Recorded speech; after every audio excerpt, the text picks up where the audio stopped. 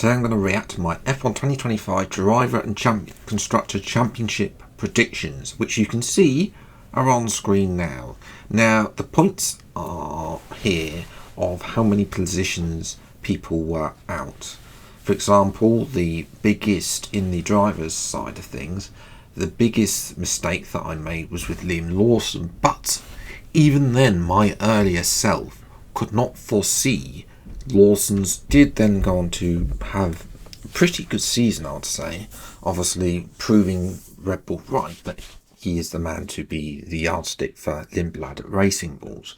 Now, obviously, I put Sonoda 14th, which I think is where actually Lawson finished.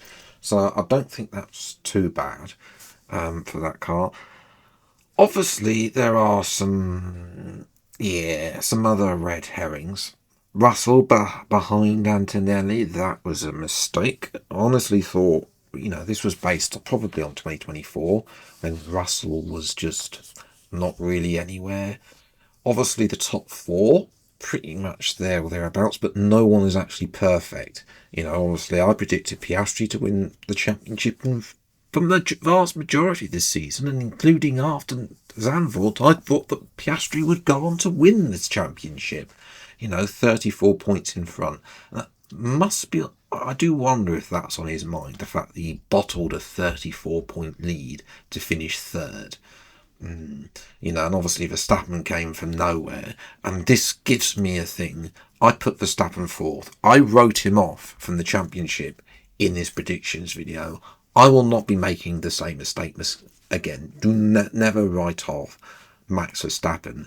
Hamilton as well, I put him fifth. It was not the greatest season for Lewis. He probably would have potentially, someone if that second Red Bull seat wasn't so difficult to drive, then maybe perhaps he would have been lower. But as it is, there's a lot of lows for Lewis. Obviously, he'll be looking to bounce back next season. As well, Albon behind Sainz. He obviously finished in front of Sainz as well, so that's just something to think about, although not by much. I'm interested to see how that develops next season. Obviously, Albon, I don't know what happened to Albon at the end of this season, 2025. He just tailed off and started scoring no points. I don't know if Williams decided we're not going to stop bringing upgrades, and that upgrade just didn't suit Albon's driving style, suited Sainz's driving style as well.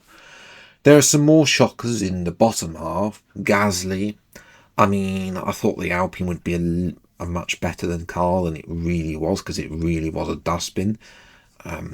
As well, I had Ocon ahead of Behrman, and Behrman just came out of nowhere, really, having a few good results at the end. It'd be interesting to see how he performs. I'm pretty sure Ocon's probably not happy that his rookie teammate has effectively outscored him, although not by much. Another shocker, Colapinto, pretty much was not. I know that Williams was a dustbin, but Colapinto, he had some races where he was out qualifying Gasly, which is good, because that's where he needs to be, really. He needs to be out qualifying. What needs to happen for him, really, he needs to score points if he wants to be in that team for a long time. Hadjar and Alonso are probably two other ones there, and Hulkenberg as well. I didn't think the Sauber would be that good. I honestly didn't, but nevertheless, Hulkenberg finished. Alonso actually sneaked in the top 10. I thought that Alonso had that shocking start to the season. He had all those DNFs, and in the end, he pulled it back. And I think that interesting times for Alonso going into next year. Hulkenberg the same too. Finally getting that podium streak away. Hadjar as well, sort of tailed off at the end. Otherwise, that would have been a few more points as well. But obviously Bortoletto, if he continued his mid-season form, then it would have been disastrous for me. Doohan, I think that I said in the predictions video, the writing was on the wall for him. The fact they got Colapinto sponsors on the car before he's even in the team means that he's got no real chance, really, unfortunately, for Jack. And as I said, I don't really think his preparation for F1 was helped by him not racing. Doing the only race he did was at Abu Dhabi, and that was obviously in the Alpine, which was a much better car that year, obviously because they decided they didn't want Ocon in the car for the last race as well.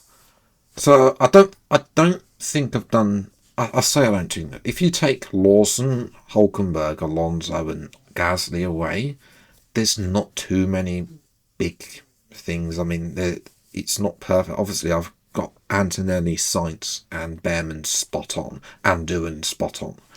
So I'm happy with that. Hamilton, Norris, I'm okay with Piastri and Leclerc. The top two, the ones I'm probably, as I said, those four, Lawson, Hulkenberg, Alonso, and Gasly, probably the ones I'm most annoyed about. Colapinto as well. I was hoping for it, but that's me thinking that the Alpine was better than it was. And that's resulted in the Alpine being the team that's got the biggest difference in the constructors on the right-hand side here. So Alpine +3, that's the biggest difference. I had Mercedes and Ferrari the wrong way around, to be honest. McLaren went and dominated. We knew this was going to happen pre-season as well. Red Bull, I finished third. Ferrari, I thought they would be doing a little bit better, but it was awful in the end for Ferrari. I'm hoping that means that they've saved their upgrades for next year. Mercedes has a lot better. I mean, Russell, I underestimated him. That was another one as well. With Russell, I underestimated him, obviously. He was probably the best of the rest, really. I think he had a very good season, and I think he's proved to Mercedes, I'm the one to challenge for a title.